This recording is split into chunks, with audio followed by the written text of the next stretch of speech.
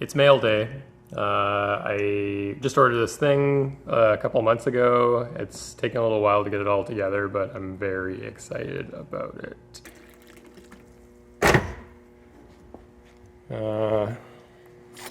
See if this will work. I kind of set this whole rig up just so I can... Yeah, there we go. You see everything okay? Hopefully. Okay, so yeah, already this being from Golden, it's going to be exciting. This is I can't really describe it. It's Martian Simulant, which is the closest we can get to Mars regolith or soil on the Earth. So it's chemically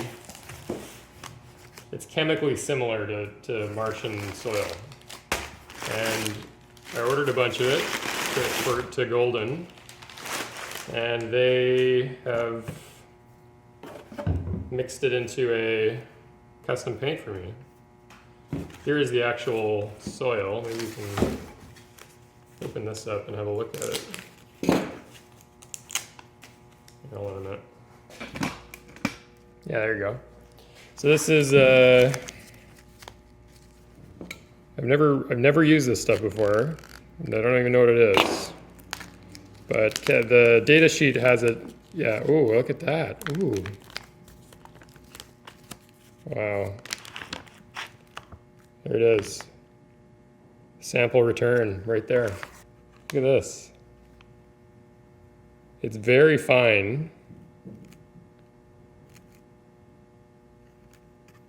It's pretty cool. I'm assuming because Mars is very salty, it would be very hazardous to eat. Oh, actually, look, they got the here. This is the composition right here. So we've got silica 44%, iron oxide, aluminum oxide, calcium oxide, magnesium oxide, sulfate, trace. I don't know what trace is, but yeah, this is very exciting. And so you can get I don't know if you want to buy this stuff yourself, but I got this from this website called the Martian Garden. So this is their MS2 Enhanced Mars Regolith Simulant. Yeah, like I was saying, the real Mars, I don't know why we want to colonize it, but let's say we grew food there. Due to the nature of the soil, if we were to grow it in the soil, which apparently is possible. You can grow stuff in the soil, but they don't last very long. Yeah, we'll eventually suck away our nutrients, or our ability to absorb nutrients or something. You can Google this. Maybe I'll do that for you and just read it off. But anyway, back to the paint. So this is their custom line product. Basically, you can email Golden and they will mix anything for you. There's a fee, but yeah, I just sent them the regolith or the Mars Simulant stuff, and they were gracious enough to mix it for me. So let's have a look. I mean, already it looks like it's just in there, but yeah, I wanted to make this a fluid acrylic. Normally the fluid acrylic comes in like a larger bottle, but apparently this settles pretty quickly. But when it's finally, oh, look at that, shit. Look at that. So I think due to the nature of this basically just being oh, look at this. There's a fruit fly in my studio. Oh, it's very like pumicey. Okay. Oh, there's quite a bit of stuff on the bottom here. Wow. Okay. Oh, okay. So this is okay.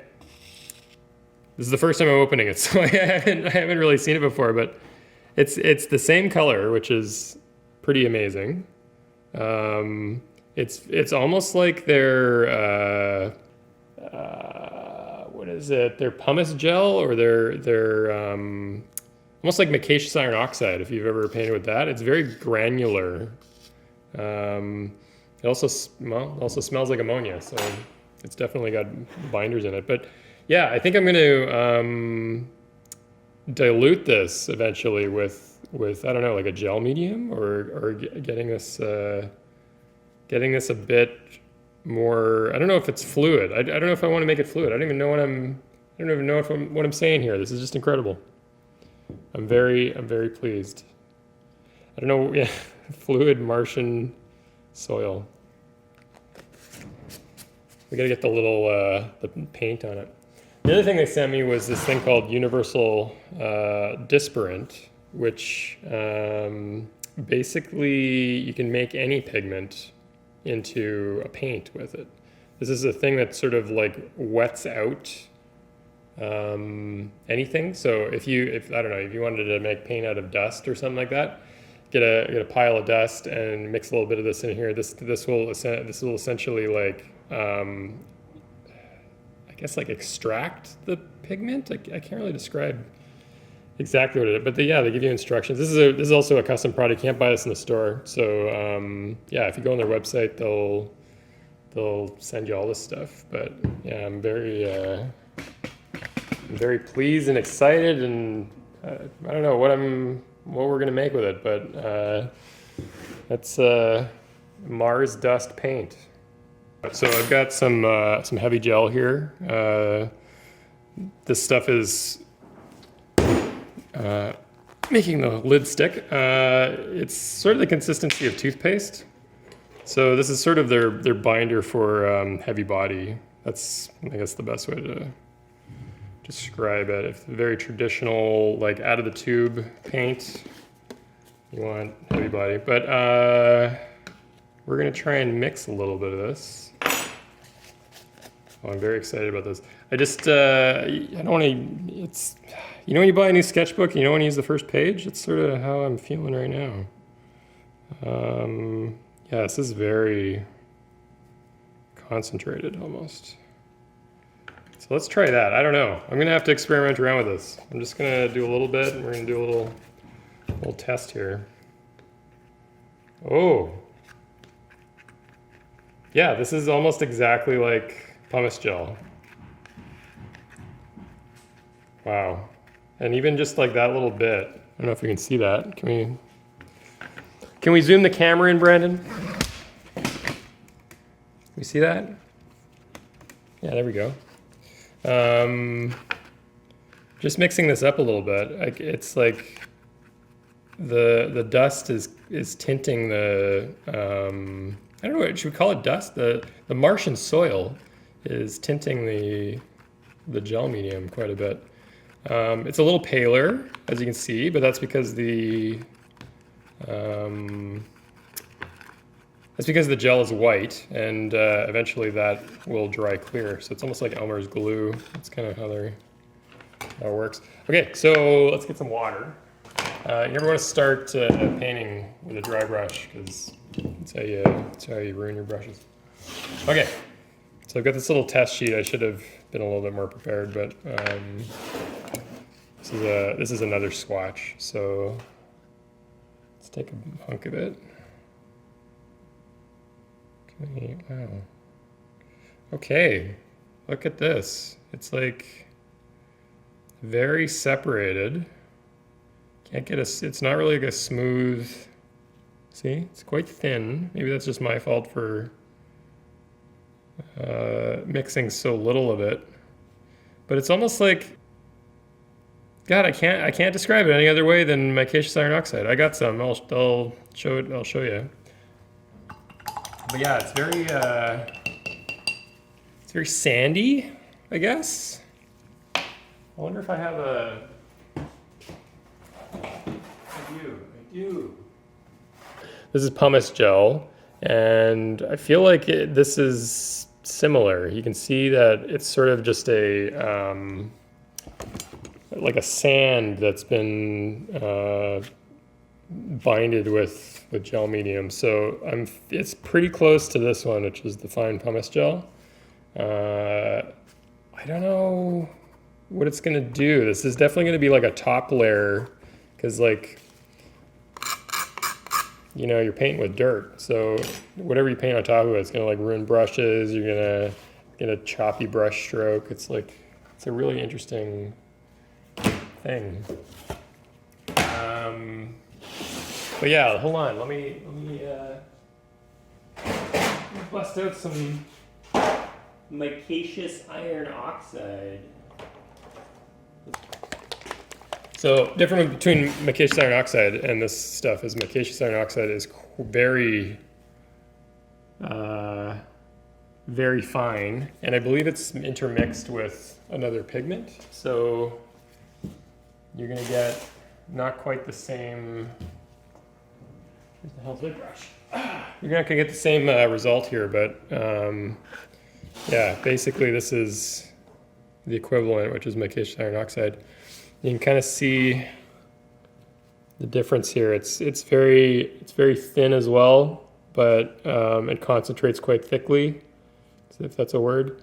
This is very granular, and it doesn't concentrate as much. So I'm wondering maybe if how I mix it might turn into that. I do have some fluid medium. Maybe I don't know. Maybe I'll mix it, or get it down to this consistency. But I don't know yet. It's very new. This is a bunch of swatches.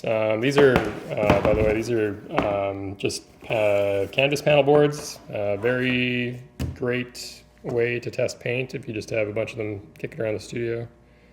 Oh yeah, it's like, okay, I'm gonna do a thick one, and then I'm gonna go thin. You can kind of see like, it does not glide very well. Oh, maybe it actually does. Okay, so problem with this is an MDF, and it's very smooth. So the particles aren't like settling that quickly. This has got some tooth to it, and that's making the I guess the pigment or the sand particles like stay in there. But yeah, if we were to go really thin, like just one brush, you can see it's kind of like broken up. I don't know how to use this paint, but it dries very dark. Like we're gonna do some globs. Wait, what if it's like impasto? I don't know.